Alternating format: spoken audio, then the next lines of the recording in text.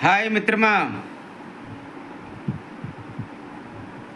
ఒక నిత్య సత్యం చెప్తాను, రాసి పెట్టుకో. నువ్వు ఎప్పటికైనా సరే ఒంటరి వాడివే అన్న సంగతి మాత్రం గుర్తుపెట్టుకో.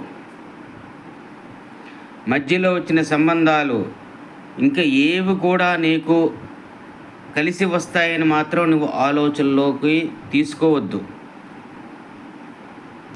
ఏదైనా వస్తే అది నీకు బోనస్, బట్ ఏ నాటికైనా నీ నీడే నీ దగ్గర ఉండదు.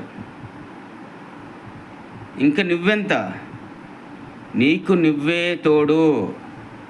ఏ నాటికైనా నువ్వే నీకు తోడు. ఇదొక్కటి అర్థం చేసుకో. ఎవరిని విమర్శించడం మానుకో.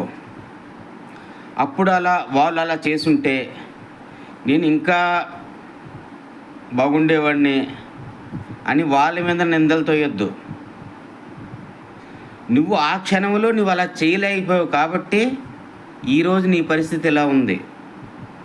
ఇప్పటికైనా గతాన్ని తవ్వుకోకుండా అలా జరుగుంటే, ఇలా జరుగుంటే, అలా అయ్యుంటే, ఇలా అయ్యుంటే ఇవన్నీ మానుకొని ఇప్పటికైనా నువ్వు నీలా బ్రతకడం నేర్చుకో. ఇదే జీవిత సత్యం, రాసి పెట్టుకో.